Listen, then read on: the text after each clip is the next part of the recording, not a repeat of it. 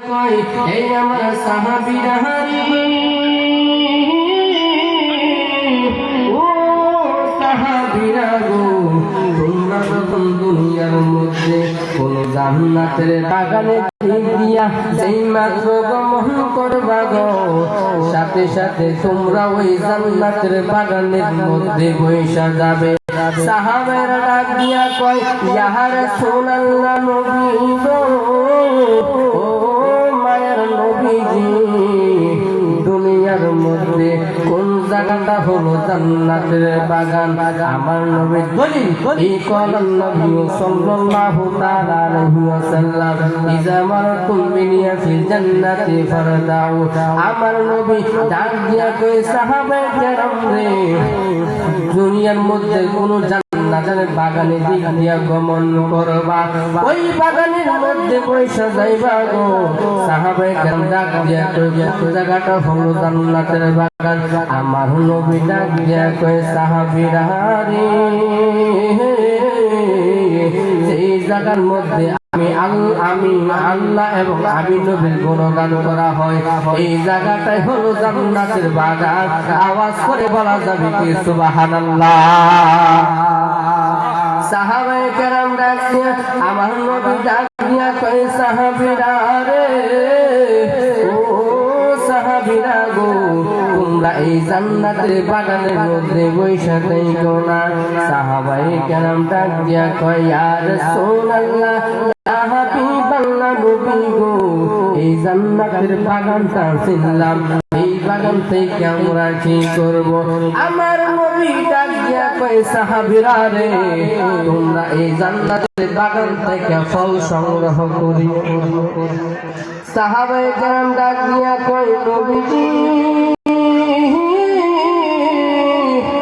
ও মায়ার নবী গো, জান্নাতের বাগান ছিলাম, ওইখানে তো বাস থাকবো, লাইট থাকবো, সামিয়ানা থাকবো, ফল গাছ না থাকলে তো ফল পাওয়া যায় না, তাই আমরা ফল পাবো কোথায়? আমার নবী ডাক দিয়া কয়, সাহাবীরা, তোমরা যে জান্নাতের বাগানের মধ্যে বসিয়া তোমরা যে সুবহানাল্লাহ বলবা গো, তোমরা যে আল্লাহু আকবার বলবা, তোমরা যে আমি নবী আল্লাহ বলবা, এইগুলাই হলো জান্নাতের বাগানের ফল মুবারক। আওয়াজ করে বলা যাবে কি সুবহানাল্লাহ? ওই আমার বন্ধুরা হারি, ও যুবক ভাইরা, আজকে কিন্তু জান্নাতের বাগান সাজাইলেন, যদিও এই জায়গাটা আগে একটা জমি ছিল রে, আজকের এই আজকের এই জান্নাতের বাগান সাজাইলেন, কালকে কিন্তু জান্নাতের বাগান পাওয়া যাবে। এই জন্য যুবক, আমি আপনাদের অনুরোধ করে বলতে যাই, যারা রাস্তাঘাটে ঘোরাফেরা করতেছেন, জান্নাতের বাগানের মধ্যে আসবেন, বাহিরেরটা কিন্তু জান্নাতের বাগান না। ওরে আমার যুবক ভাইয়েরা, সময় থাকলে সময়ের মর্যাদা দিতে শিখুন। যখন হচ্ছে আল্লাহর কাছে, আল্লাহ রাব্বুল আলামিন বলতেছেন, ইয়া আইয়াতুহান নাফসুল মুতমাইন্নাহ, ও প্রশান্ত আত্মা। প্রশান্ত আত্মা বলতে কি বোঝা যায়? প্রশান্ত আত্মা বলতে আমার আল্লাহ কি বোঝাচ্ছেন? যেই আত্মা আল্লাহকে রাজি করেছেন, যেই আত্মা আল্লাহকে খুশি করেছেন, যেই আত্মা আমার নবীর তরিকা অনুযায়ী জীবন পরিচালনা করেছেন, এই আত্মাটাকে আমার আল্লাহ বলতেছেন, ইয়া আইয়াতুহান নাফসুল মুতমাইন্নাহ, ও প্রশান্ত আত্মা, ইরজি ইলা রাব্বিকি রাদিয়াতাম মারদিয়া, আমার আল্লাহর দিকে ফিরে আসো, আমি আল্লাহর দিকে ফিরে আসো। যে আত্মা আল্লাহকে রাজি খুশি কইরা আল্লাহর কাছে ফিরে যেতে পারবে গো, এই আত্মাটা শান্তিময় জায়গার মধ্যে থাকবে, যেই জায়গাটার নাম হইল জান্নাত। যেই জান্নাতের ভিতরে সুখের কোনো অভাব নাই।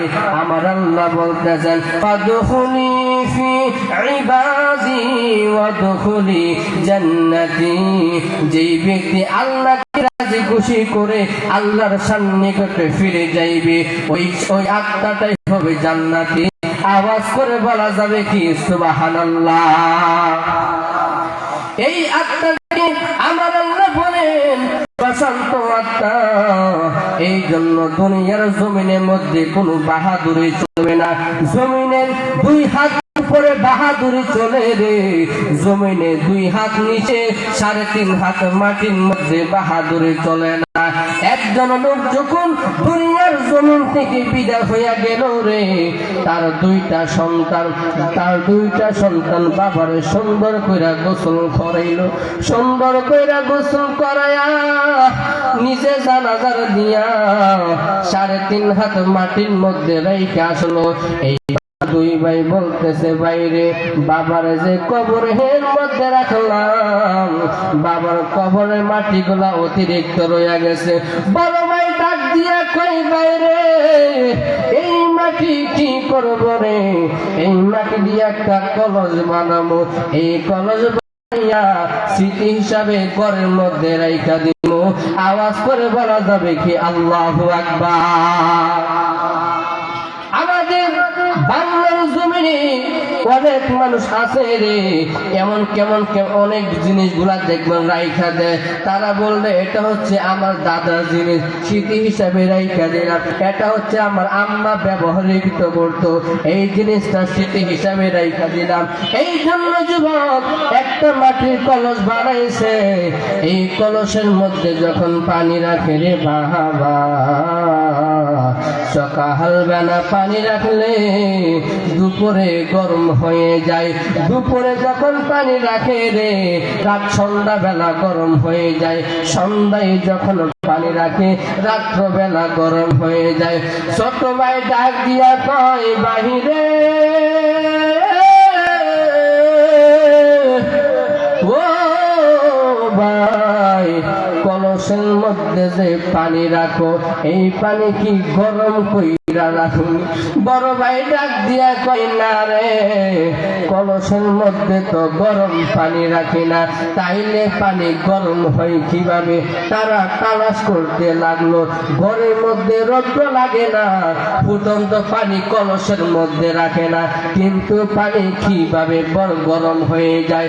বড় ভাই ডাক দিয়া কই, ছোট ভাই, এই ব্যাট যদি জানতে হয়, যাইতে হবে আল্লাহর দরবারে, যাইতে হবে আল্লাহর প্রিয় বান্দাদের নিকটে, যাইতে হবে হুজুরের কাছে।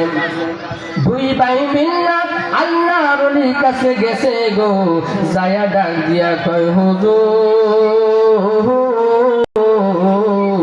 ও হুজুর, আমার বাবা মারা গেছে, অনেক দিন হইয়া গেছে গো, কিন্তু আমরা মধ্যে যে একটা কলস রাখলাম, এই কলসের মধ্যে যখন পানি রাখি গো হুজুর, এই পানি সকালে রাখলে বিকালে গরম হয়ে যায়, বিকালে রাখলে সন্ধ্যায় গরম হয়ে যায়, সন্ধ্যায় পানি রাখলে রাত্রিবেলা গরম হয়ে যায়, রাত্রে যখন পানি রাখি সকালবেলা গরম হয়ে যায়।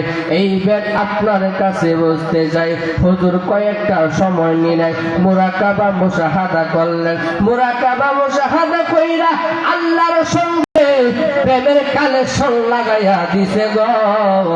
কিছুক্ষণ পরে ডাক দিয়া কয়, ও যুবক, তোমরা যে কলসের মধ্যে পানি রাখো রে, আমি আগে জানতে চাই এই কলসটা কোন জায়গার মাটি? আসল খেলা শুরু হইয়া গেছে রে। এইবার হুজুর ডাক দিয়া কয়, যুবক রে, এই কলসটা কোন জায়গার মাটি দিয়া কলস বানাইছে? বড় ভাই কাইন্দা কাইন্দা কয়, হুজুর,